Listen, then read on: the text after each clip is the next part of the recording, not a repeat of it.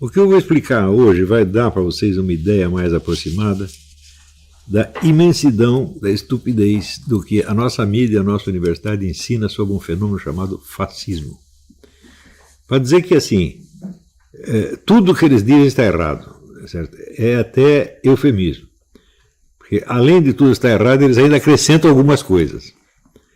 Então, está para além do todo. É uma coisa assim, inteiramente absurda, criminosamente estúpida. Toda a nossa universidade e toda a nossa mídia endossa a versão comunista clássica, segundo a qual o fascismo foi inventado pelos capitalistas burgueses como um instrumento de violência para impor os seus interesses. Isto é universal. Além de usar esta definição do fascismo, eles ainda estendem a aplicação da palavra a regimes que de fascista não tem nada, como, por exemplo, o regime dos militares no Chile ou dos militares no Brasil, que não tem, veja, o regime militar no Brasil não tinha sequer um partido de massas. Como é que você pode falar de fascismo sem um partido de massas? É coisa inteiramente absurda, né? Ao passo que tem outros casos que são caracteristicamente fascistas, como o regime de Perón, na Argentina, ao qual a esquerda jamais aplica o adjetivo fascista. Quer dizer, o partido peronista era, de fato, um partido fascista igualzinho ao italiano.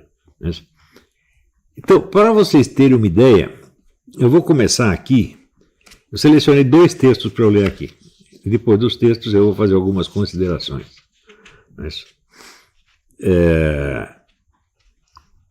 O primeiro eu extraí deste livro, The Ideology of Fascism, The Rationale of Totalitarianism, do James Gregor, que é o maior especialista americano no assunto.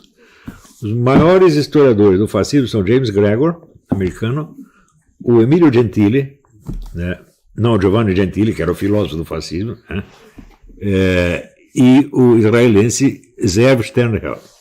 Se você não leu esses 3, você não tem ideia do estado atual das investigações sobre o fascismo. Isso é a mesma coisa que dizer, a Universidade Brasileira não tem ideia do estado atual das investigações, não tem, mas nem de longe não tem ideia do que os historiadores profissionais descobriram nos últimos 50 anos a respeito, mais de 50 anos. Né? Então continua repetindo essa besteirada que foi inventada, aliás, pelo Trotsky, de que o fascismo é um instrumento do grande capital. Não é isso?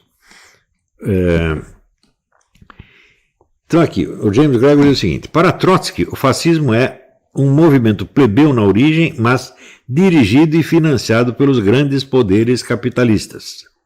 O fascismo, segundo essa teoria, foi concebido para ser a criatura do capitalismo monopolista ou financeiro. Sua ideologia, a racionalização crua dos interesses capitalistas. Ele era supostamente dirigido pelos grandes poderes capitalistas. Toda a documentação disponível, no entanto, indica claramente que Mussolini era o dirigente efetivo da Itália fascista. Não havia ninguém acima dele. Não tinha nenhum capitalista dando ordem nem sugestão. Através do aparato do partido, ele exercia o controle último sobre o destino do país. Quaisquer concessões que fossem feitas ao capitalismo ou aos capitalistas, quaisquer benefícios reais ou imaginários que eles recebessem, eram sempre compensados pela preocupação tática com a manutenção do regime. Tal como se tornou evidente nos últimos anos do regime, Mussolini estava preparado para sacrificar o capitalismo no todo, ele põe em latim in toto, pela sobrevivência do regime. Mas ainda os analistas contemporâneos vieram a reconhecer um fascismo proletário, assim como um fascismo camponês, em circunstâncias nas quais era hostilizado pelas classes possuidoras, assim como, ou nas quais não existia nenhum grande capitalismo, nenhuma classe burguesa imperialista. Que é o caso do fascismo romeno da Guarda de Ferro. Você não tinha um capitalismo avançado na Romênia.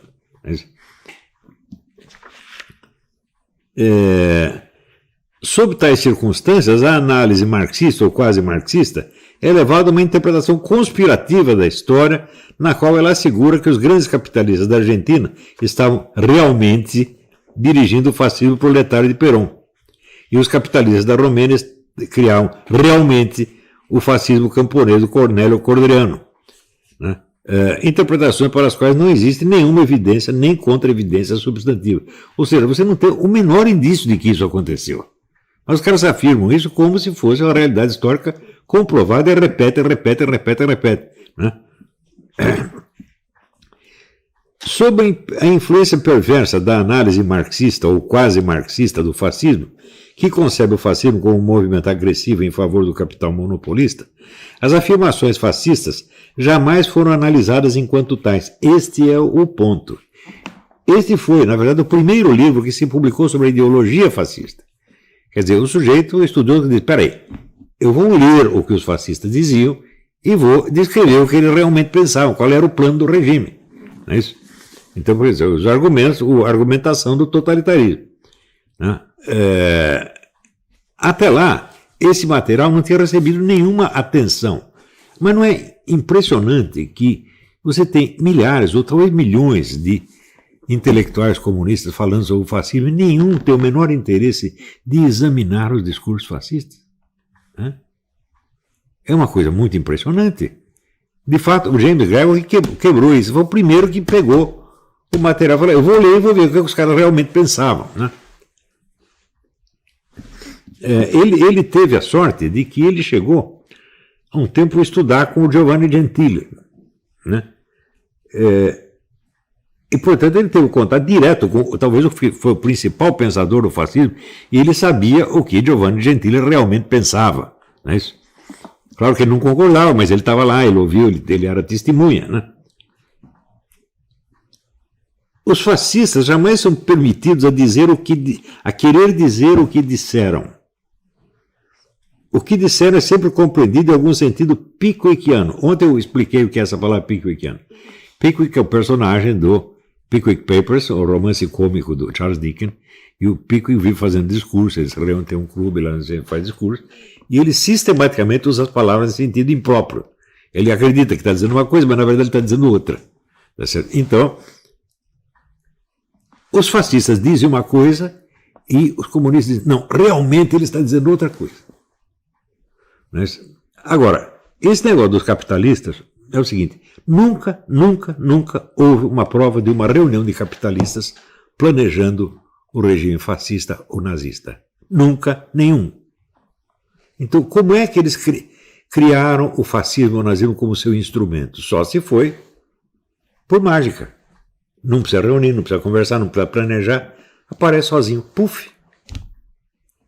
Agora, quando isso é ensinado, né, assim, para uma nação inteira, por gerações e gerações de estudantes, isso é evidentemente uma coisa criminosa. Isso é a total destruição da ciência histórica, pô. E a gente aceita isso aí. E pior, como isso é ensinado na universidade, tem um certo prestígio na cabeça de imbecis, estudantes imbecis. Eles acreditam nos seus professores com mais fé do que um cristão acredita em Jesus Cristo. Quer dizer, a autoridade do professor universitário nos últimos anos se tornou uma coisa absolutamente inquestionável, mas é uma autoridade mais forte que a do Papa. Ora, eu vivi numa época onde era o contrário, onde os estudantes eram realmente rebeldes, onde eles não aceitavam a autoridade dos professores. Hoje é o contrário. Hoje que a esquerda dominou, né, os professores viraram a autoridade final sobre todos os assuntos. Quem os contesta em qualquer coisa é louco, é negacionista, é conspirador. É assim, quer dizer, a subserviência da classe universitária aos seus professores é um fenômeno, eu digo sinceramente, eu não estava preparado para ver isso.